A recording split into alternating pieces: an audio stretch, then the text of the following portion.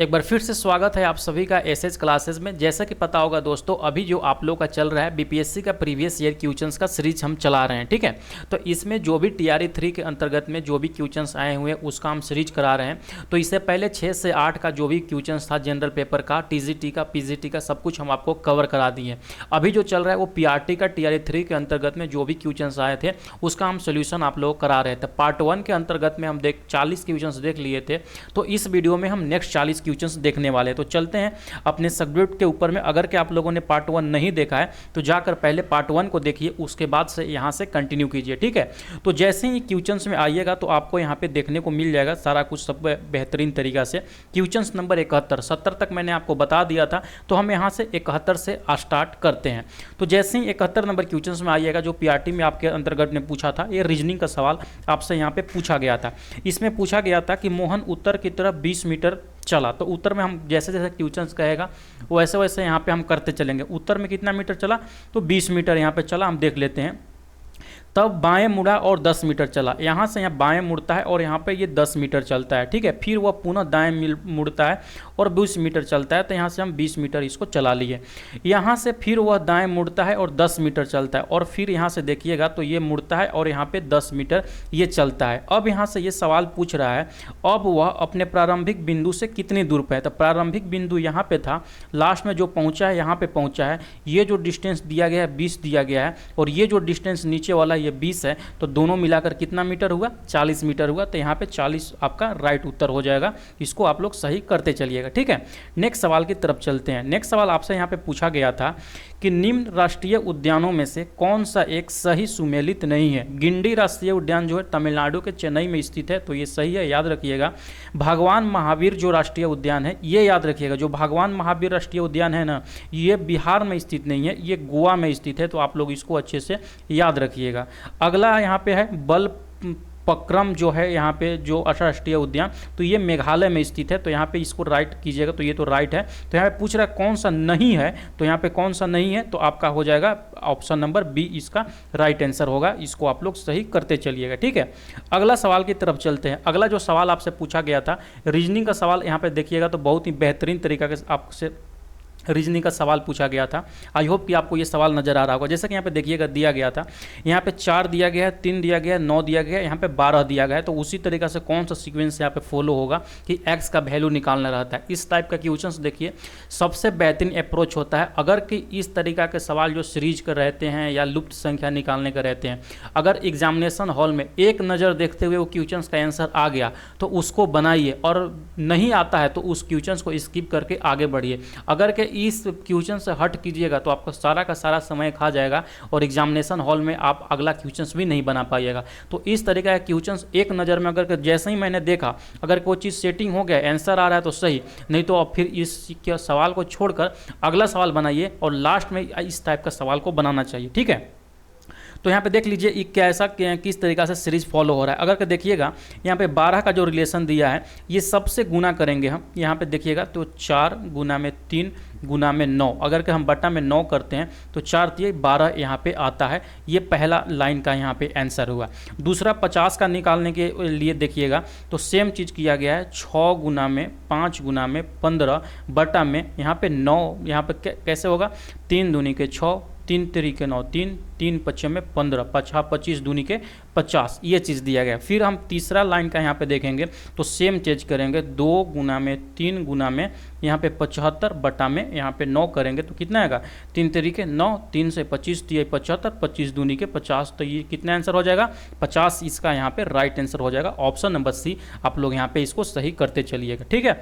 अगला सवाल की तरफ बढ़ते हैं। अगला सवाल में जैसे ही आइएगा आपसे सवाल यहाँ पे पूछ रहा है कि बंगाल के विभाजन के को किसके कार्यकाल में वापस लिया गया। याद रखिएगा, वापस से पहले आप लोग याद रखिएगा कि जो ये बंगाल विभाजन लागू किया गया था 1905 ईस्वी में लॉर्ड कर्जन के समय में लागू किया गया था। किसके समय में, तो लॉर्ड कर्जन के समय में। अब इसको रद्द कब किया गया था, जो लॉर्ड हार्डिंग द्वितीय काल में दिल्ली दरबार का आयोजन हुआ था 1911 ईस्वी में, तो वहाँ पर उसको क्या किया गया था, वापस लिया गया था। तो आप लोग इसको भी याद रखिएगा, लॉर्ड हार्डिंग द्वितीय, ठीक है। नेक्स्ट सवाल की तरफ बढ़ते हैं। नेक्स्ट सवाल जैसे ही आइएगा यहाँ पे पूछ रहा है कि सोनार का तकनीक तकनीक के बारे में कि कौन सा सोनार का तकनीक किसके लिए उपयोग होता है। तो सोनार का जो तकनीक यूज होता है आप लोग याद रखिएगा, पानी के नीचे पहाड़ियों का पता लगाने में, बिल्कुल हिमशैल का पता लगाने में, समुद्र की गहराई का पता लगाने में। तो यहाँ पे जो राइट आंसर हो जाएगा उपर्युक्त में से एक से अधिक हो जाएगा, आप लोग याद रखिएगा। कभी कभी क्या होता है ना कि सोनार का आपसे फुल फॉर्म पूछ लेता है कि सोनार का फुल फॉर्म क्या होता है, SONAR। तो सोनार का जो फुल फॉर्म होता है याद रखिएगा, साउंड, SOUND, साउंड नेविगेशन,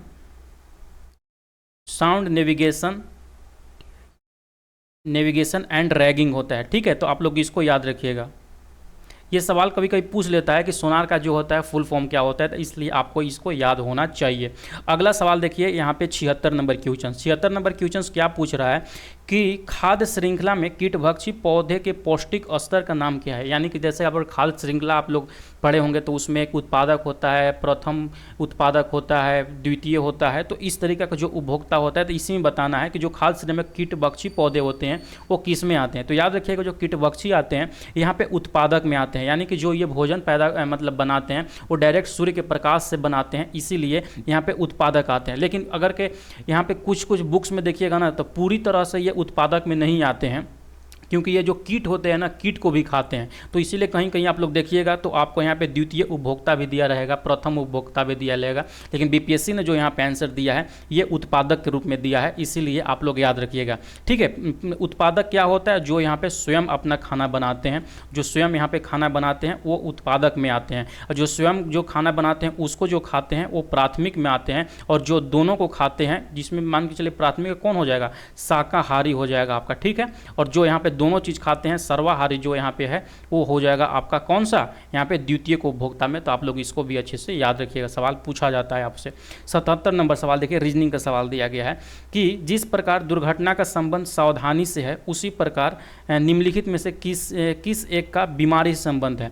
दुर्घटना से बचने के लिए हम सावधानी का उपयोग करते हैं, सावधानी से चलते हैं, इसीलिए यहाँ पे बीमारी से बचने के लिए हम क्या करेंगे, स्वच्छता का पालन करेंगे। तो यहाँ पे इसका ये राइट आंसर हो जाएगा। ठीक है, आगे बढ़ने से पहले हम बताना चाहेंगे अगर कि आप लोग यहाँ पे बीपीएससी का जो TRE 4 होने वाला है, अगर कि आप उसको तैयारी कर रहे हैं तो आप लोग के लिए बहुत ही बेहतरीन बीपीएससी का सिलेक्शन किट हम आपके लिए लेकर आ गए हैं। इसमें क्या होता है कि जो भी आपका बीपीएससी शिक्षक बहाली परीक्षा पास करने के लिए इंपॉर्टेंट आपको नोट्स चाहिए होते हैं, जो भी स्टडी मटेरियल चाहिए होते हैं, सब कुछ इसमें इंक्लूड रहते हैं। जैसे कि क्लास 6 से लेकर क्लास 12 तक का चैप्टर वाइज नोट्स, SCRT का यहाँ पे क्लास 6 से लेकर क्लास 12 तक का नोट्स, भारतीय राष्ट्रीय आंदोलन, इंपोर्टेंट सब्जेक्ट का आपको MCQs बीपीएससी और उसके रिलेटेड एग्जाम का previous year questions, Bihar special का notes, top 500 current affair, TRE 1 2 3 का क्वेश्चन सेंसर और EVS के नोट्स, इसको पढ़ लेते हैं तो न केवल आप यहाँ पे परीक्षा सही तरीका से पास कीजिएगा बल्कि यहाँ पे बहुत ही बढ़िया मार्क्स से आप यहाँ पे परीक्षा को पास कीजिएगा। ठीक है,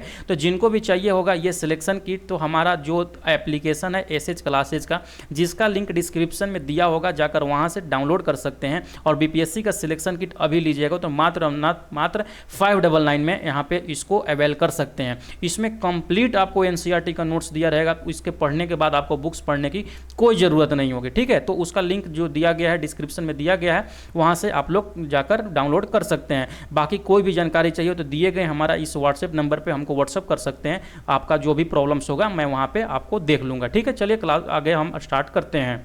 अगला सवाल में जैसे ही आइएगा आपसे पूछ रहा है, यहाँ पे सवाल क्या दिया गया जैसे कि देख सकते हैं, एक संख्या को 5% घटाया जाता है, यानी कि संख्या अगर के 100 है तो उसको 5% घटाते हैं तो ये होता है 95।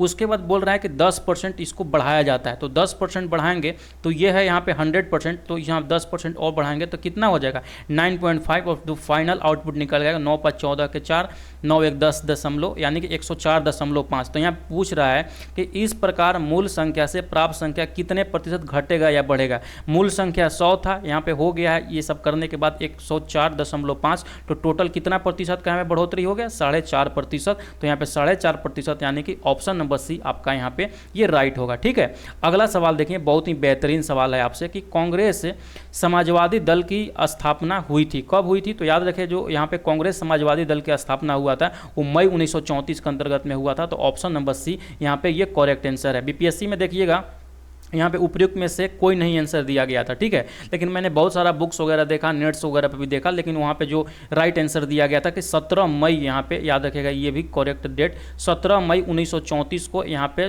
कांग्रेस समाजवादी पार्टी यानी कि कांग्रेस सोशलिस्ट पार्टी का गठन हुआ था। आप लोग इसको याद रखिएगा, ठीक है।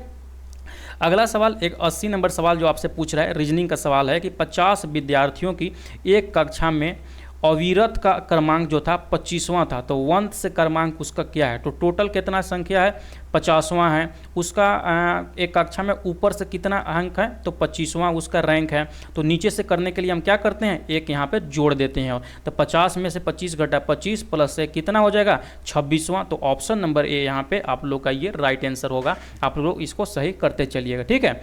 अगला सवाल देखिएगा 81 नंबर क्वेश्चन करंट अफेयर्स के मतलब रूप में ये पूछा था कि भारत के नए संसद भवन में सांसदों के निलंबन का रिकॉर्ड निम्नलिखित में से कौन सा है? तो याद रखिएगा जो यहाँ पे है डीएमके के 16 सांसद निलंबित हुए थे, टीएमसी के 13 सांसद निलंबित हुए थे और कांग्रेस के 41 सांसद निलंबित हुए थे। उपयुक्त में से एक से अधिक आपका ये राइट आंसर होगा, याद रखिएगा, ठीक है।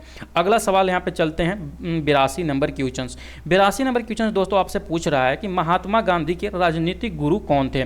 दादा भाई नौरोजी, फिरोज शाह मेहता, गोपाल कृष्ण गोखले, कौन से? तो याद रखिएगा जो इनके राजनीतिक गुरु थे गोपाल कृष्ण गोखले, आपका यहाँ पे ऑप्शन नंबर सी याद रखिएगा। इनको यहाँ पे भारत का ग्लेड स्टोन बोला जाता है। किसको? गोपाल कृष्ण गोखले को भारत का ग्लेड स्टोन। सवाल पूछा जाता है कि भारत का ग्लेड स्टोन किसको बोला जाता है, तो यहाँ पे गोपाल कृष्ण गोखले को बोला जाता है, ठीक है। और इनसे एक और सवाल बहुत ही भर भर के पूछा जाता है कि सर्वेंट्स ऑफ इंडिया सोसाइटी की स्थापना किसने किया था? तो यही गोपाल कृष्ण गोखले ने ही सर्वेंट्स ऑफ इंडिया सोसाइटी का स्थापना किया था। आप लोग इसको भी याद रखिएगा, ठीक है। 83 नंबर सवाल की तरफ बढ़ते हैं। 83 नंबर सवाल देखिए दिया गया है कि मृदा का पलबार करना संबंधित है किससे? खरपतवार को बढ़ने से रोकने से, बिल्कुल सही है। मृदा की उर्वरता एवं स्वास्थ्य की बढ़ोतरी से, बिल्कुल सही है। मृदा की नमी को बनाए रखने से, तो बिल्कुल सही है ये भी। तो यहाँ पे जो राइट आंसर हो जाएगा उपयुक्त में से एक से अधिक आपका यहाँ पे राइट आंसर हो जाएगा, ठीक है। अगला सवाल की तरफ बढ़ते हैं। अगला सवाल यहाँ पे आपका गणित से सवाल पूछा गया है। यहाँ पे एक वैल्यू दिया है कि रूट अंदर 4489 का वैल्यू दिया गया है, 67 दिया गया है। तो यहाँ पे देखिएगा इसका एक समीकरण दिया गया है, इसका वैल्यू निकालने को बोल रहा है। यानी कि 4489 का जब यहाँ पर 67 वैल्यू दिया है, तो पॉइंट अगर देखिएगा दो अंक के बाद यहाँ पे 0.89 का जो दिया गया है, तो इसका जो वैल्यू हो जाएगा 6 यहाँ पे 7 हो जाएगा, ठीक है। उसके बाद जस्ट अगला का जगह वैल्यू देखिएगा तो यहाँ पे 4 अंक है, तो 2 अंक के बाद यहाँ पे होगा, यानी कि 6.7 ये हो जाएगा, तो ये हो गया। फिर इसका देखिएगा तो यहाँ पे 2 अंक यानी कि 3 अंक, 1 2 3 4 5 6 है, तो 3 अंक के बाद 0.6 और 7, ठीक है। और अगला जो आएगा 0.006 और 7 हो जाएगा, ठीक है। तो इसको हम जोड़ देंगे तो हमारा आंसर आ जाएगा। क्या हो जाएगा? 7 एकम 7, 7 6 13 के 3 हासिल 1, 7 6 13 1 14 के 4 हासिल 1, 7 6 13 1 14 के 4 हासिल 1, 6 1 7, और यहाँ पे ये आ जाएगा दशमलव, तो 7.4437 ये आपका यहाँ पे राइट आंसर हो जाएगा। जैसे कि यहाँ पे देख सकते हैं ऑप्शन नंबर सी में ये चीज़ दिया गया है, जो कि राइट आंसर हो गया, ठीक है। अगला सवाल बहुत ही इंपॉर्टेंट सवाल है, ठीक है, कि देश में मतदाता सत्यापित कागज लेखा परीक्षण, जिसको वीवीपैट बोलते हैं, इसी के लेकर बहुत ज़्यादा हल्ला मचता है कि कांग्रेस का यहाँ पे हमेशा से आरोप रहा है कि जो अगर के चुनाव आयोग यहाँ पे वोट कराती है तो ईवीएम के साथ में वीवीपैट का भी गणना करें, ठीक है। तो वही वीवीपैट का यहाँ पे बात हो रहा है कि सबसे पहले वीवीपैट जो होता वो कब किस वर्ष यहाँ पे अस्तित्व में आया था। तो याद रखिएगा सबसे पहले जो यहाँ पे अस्तित्व में आया था 2013 में आया था। खास करके जो यहाँ पे नागालैंड में जब विधानसभा चुनाव हो रहे थे तो नागालैंड विधानसभा चुनाव में इसका यूज किया गया था। आप लोग याद रखिएगा, कभी कभी पूछ देता है कौन सा विधानसभा क्षेत्र था, तो उसको भी याद रखिएगा, नौकसेन, नागालैंड का कहाँ पे? नौकसेन में ये लागू हुआ था। तो आप लोग इसको भी अच्छे तरीके से याद रखिएगा, ठीक है। अगला सवाल यहाँ पे देखिएगा 86 नंबर सवाल आपसे पूछ रहा है। क्या पूछ रहा है कि निम्न में से कौन भारतवर्ष के प्रथम निर्विरोध एवं सर्वसम्मति से निर्वाचित राष्ट्रपति थे? तो ये सवाल ना राष्ट्रपति से अगर के सवाल पूछता है तो नीलम संजीव रेड्डी जो निर्विरोध चुने गए थे, जो कि छठा राष्ट्रपति थे, इनके बारे में सवाल बहुत बार पूछा जाता है। तो याद रखिएगा निर्विरोध जो चुने गए थे नीलम संजीव रेड्डी थे, और ये कौन सा रैंक के यहाँ पे थे राष्ट्रपति? तो छठा राष्ट्रपति थे। इनका जो कार्यकाल था 1977 से लेकर 82 के बीच में था। यहाँ पे भारत के राष्ट्रपति के रूप में ये सेवा दिए थे। 87 नंबर सवाल देखिए आप लोग। 87 नंबर सवाल आपसे पूछ रहा है कि मानव आँख की फोकस दूरी में परिवर्तन निम्नलिखित में से किसके कारण होता है? प्यूपलिप के कारण होता है, कॉर्निया के कारण होता है, या सिलियरी मसल्स के कारण होता है। तो याद रखिएगा जो ये होता है वो सिलियरी मसल्स के कारण होता है। तो ऑप्शन नंबर सी यहाँ पे राइट आंसर हो जाएगा। ठीक है, अगला सवाल बहुत ही आसान रीजनिंग के सबक से सवाल आपसे पूछा गया था कि निम्नलिखित शब्दों में से कौन सा एक शब्द कारपेंटर शब्द के अक्षरों से नहीं बनाया जा सकता है। ठीक है, तो इस तरीके का सवाल आप लोग देख लीजिएगा कि जो भी चीज़ नीचे दिया गया है उसमें उसका स्पेलिंग नहीं मिलना चाहिए। तो फर्स्ट में देखिएगा PAINTER, लेकिन इसमें देखिएगा तो आई कहीं भी है ही नहीं, तो यही हो जाएगा ऑप्शन नंबर ए, ये करेक्ट आंसर होगा। ठीक है, अगला सवाल 89 नंबर क्वेश्चन आपसे पूछ रहा है, किस नदी के किनारे को पश्चिम बंगाल सरकार टी पार्क के रूप में विकसित करने की योजना बनाई है। तो ये जो बनाई है ना, याद रखिएगा, ये जो बनाई है हुगली नदी पर बनाने की ये बात हो रही है। ठीक है, अगला सवाल देखिए, रीजनिंग से सवाल आपसे पूछा गया है 90 नंबर क्वेश्चन कि उस नियम का अनुसरण करके विकल्पों में से एक दिए गए समुच्चय उस विकल्प को चुनिए जो नियम दिए हुए समुच्चय इतना के रूप में दिया गया। यानी कि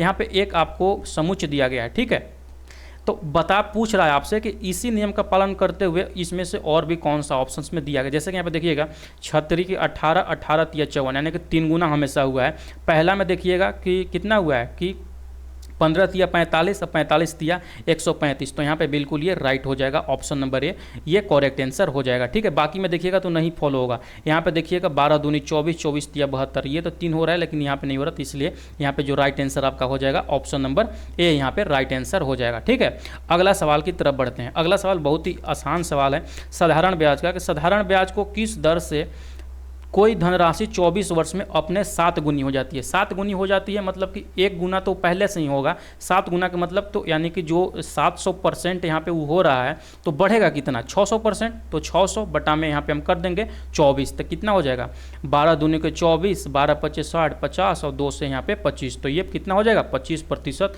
ये राइट आंसर हो जाएगा, आप लोग याद रखिएगा। ठीक है, अगला सवाल की तरफ बढ़ते हैं।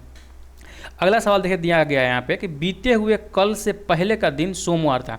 बीते हुए कल से पहले मान के चलिए यहाँ पे हो गया आज, ये हो गया कल और ये हो गया बीते हुआ कल। तो बीते हुए कल का यहाँ पे बोल रहा है कि ये सोमवार है।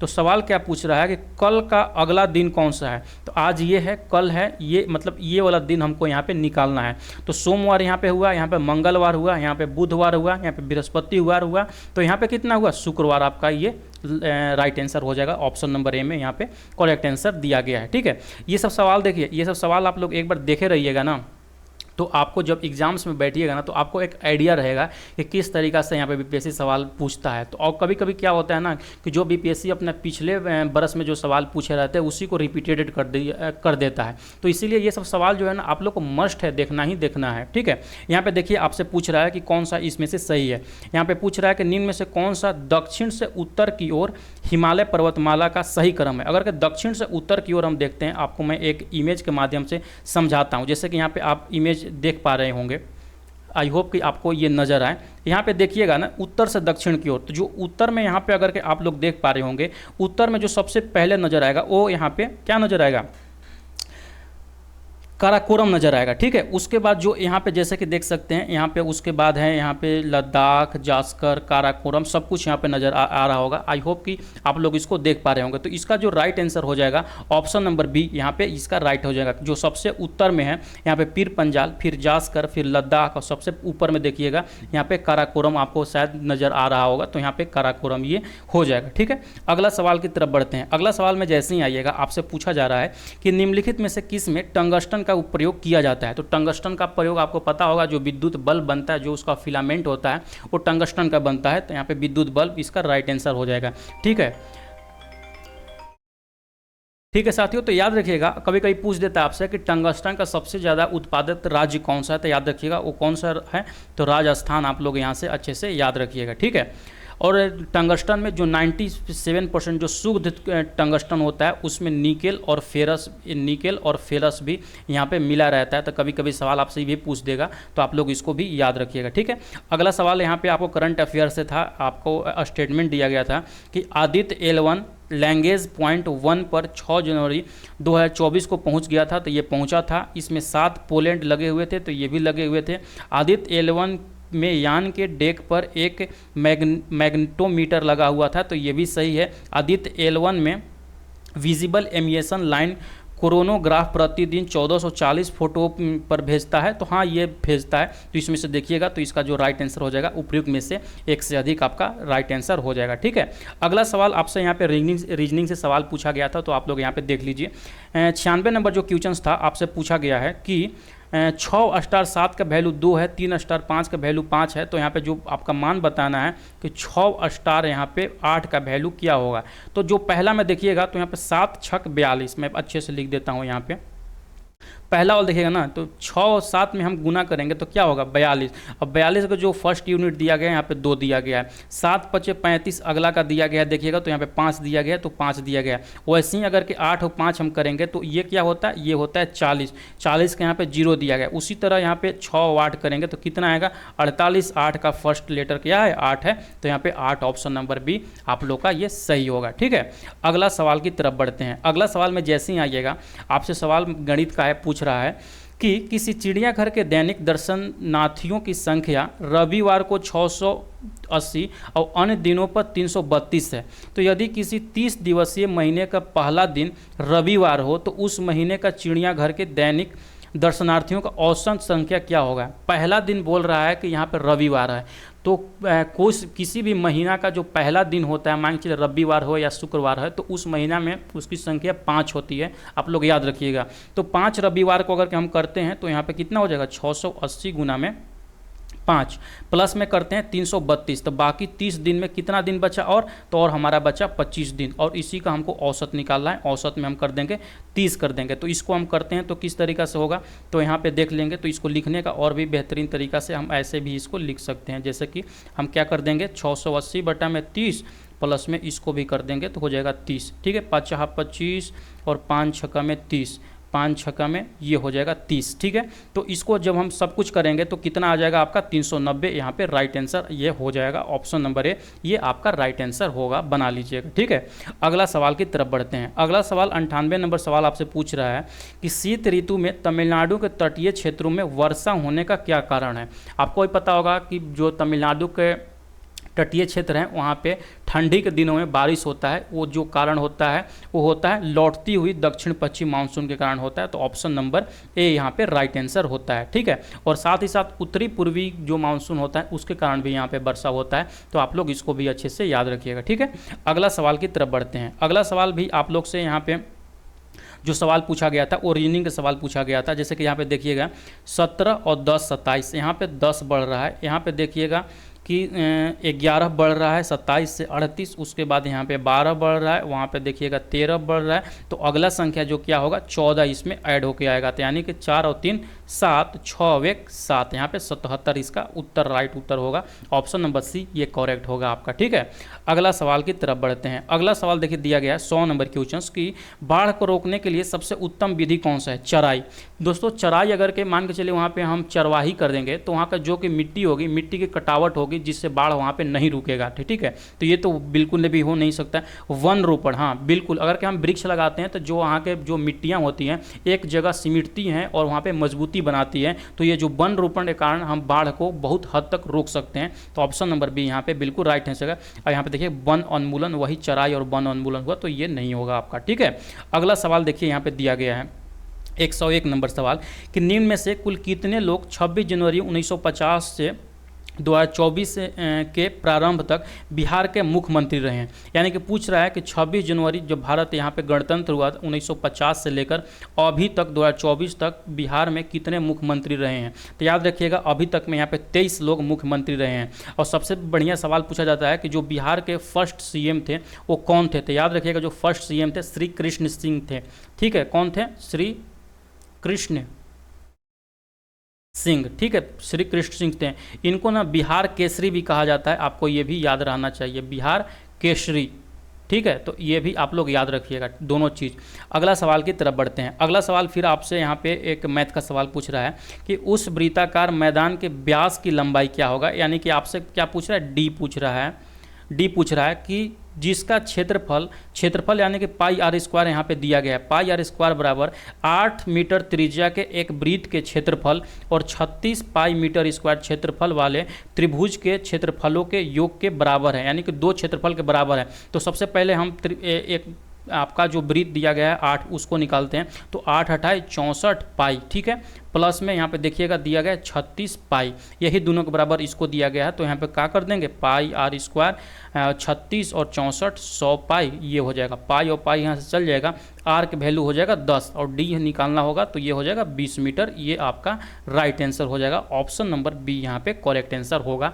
आप लोग बनाते चलिएगा, ठीक है। आप सो के नहीं मोबाइल देखा कीजिए, आप बैठे हैं अगर के प्रीवियस ईयर क्वेश्चन कर रहे हैं तो कॉपी कलम लेके बैठे, जो भी सवाल हम बता रहे हैं ना, हमको बनाने से पहले आप लोग सॉल्व करते हुए चलिए, तभी आपका यहाँ पे पकड़ बनेगा बढ़िया तरीका से।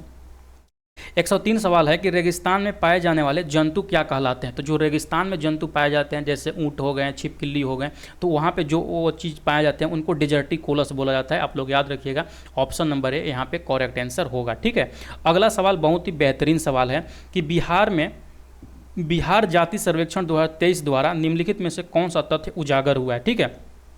तो जो यहाँ पे आपका जातीय जनगणना जो हुआ था बिहार में, जातीय जनगणना, इसके बारे में आपको कुछ जानना चाहिए। काफ़ी से कि जब भी सब यहाँ पे बिहार में परीक्षा होगा ना, तो आपसे सवाल इससे पूछा जाएगा, जातीय जनगणना 2023, ठीक है। इसमें याद रखिएगा, इसमें जो डेटा जारी किया गया था, इसमें बताया गया था कि जो बिहार में यूआर का प्रतिशत है वो 15.52% यहाँ पे जो है वो बिहार में यूआर का जनसंख्या है, ठीक है। वही अगर के ओबीसी में देखिएगा तो ओबीसी में 63.14% यहाँ पे ओबीसी पाए जाते हैं।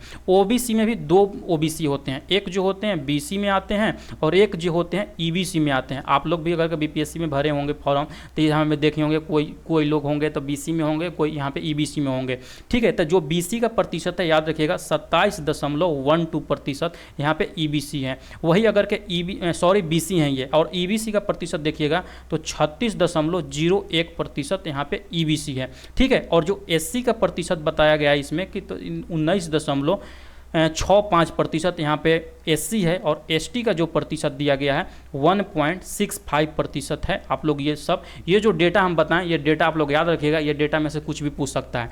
जैसे कि यहाँ पे देख सकते हैं, आपसे क्या पूछा जा रहा है कि उच्च जाति यानी यूआर का प्रतिशत 15.52% है, तो बिल्कुल ये सही है। और अनुसूचित जाति और जनजाति का प्रतिशत 21.33% है। अगर के आप ये दोनों को जोड़ते हैं तो यहाँ पे 21.33% आएगा। पिछड़ा जाति यानी ओबीसी का प्रतिशत 63.14% है, जैसे कि यहाँ मैंने बताया। तो यहाँ पे जो राइट आंसर हो जाएगा उपयुक्त में से एक से अधिक, आपका ये राइट आंसर होगा। आप लोग याद रखिएगा, ठीक है। अगला सवाल बढ़ते हैं 105 नंबर के सवाल के ऊपर में। 105 नंबर में दोस्तों आपसे सवाल पूछ रहा है कि दिल्ली के लाल किले में आज़ाद हिंद फौज का प्रसिद्ध मुकदमा हुआ था। आज़ाद हिंद फौज पर जो मुकदमा चला था नवंबर 1945 में चला था, आप लोग याद रखिएगा। और इसका जो यहाँ पे वकालत किए थे इनके तरफ से, जो आज़ाद हिंद फौज था इसके तरफ से भूलन भाई देसाई सवाल पूछा जाता है, इसलिए मैं यहाँ पे आप लोग को बता दे रहा हूँ, याद रखिएगा ये, ठीक है। तो ये इसका राइट आंसर होगा। अगला सवाल की तरफ बढ़ते हैं। अगला सवाल देखिएगा, यहाँ पे दिया गया है AQ + BQ + CQ - 3ABC बराबर A + B + C से भाग देने पर भागफल क्या होगा। इसका फॉर्मूला होता है, आप लोग याद रखिएगा, AQ + BQ + CQ - 3ABC का जो फॉर्मूला होता है A + B + C, ठीक है। A² प्लस में B² प्लस में C² minus AB minus BC minus CA, ये फार्मूला होता है। अब बोल रहा है ना A + B + C से भाग देना है, तो यहाँ पे हम A + B + C से भाग देंगे, A + B + C से, तो A + B + C यहाँ पे कट जाएगा, जो बाकी बच जाएगा A² प्लस में B² प्लस में C², ठीक है। और यहाँ पे माइनस AB, सॉरी यहाँ पे नहीं, इसी में एक सेकेंड मैं यहाँ पे अच्छे से लिख देता हूँ आपको, ठीक है। यहाँ पे जो बच जाएगा, क्या बचेगा, A² प्लस में B² प्लस में C² minus AB minus BC minus CA, ये यहाँ पे राइट आंसर होगा। तो अगर कि आप लोग देखिएगा ऑप्शन नंबर C में ये चीज़ दिया गया है, आपका राइट आंसर हो जाएगा, ठीक है। अगला सवाल की तरफ बढ़ते हैं। अगला सवाल देखिएगा, यहाँ पे आपसे पूछा रहा है सवाल कि 5 लड़के एक पंक्ति में उत्तर की ओर मुँह करके बैठे हुए हैं। P जो है Q के दाएँ हैं, यानी कि जो P जो है Q के दाएँ, तो Q के दाएँ हो गया।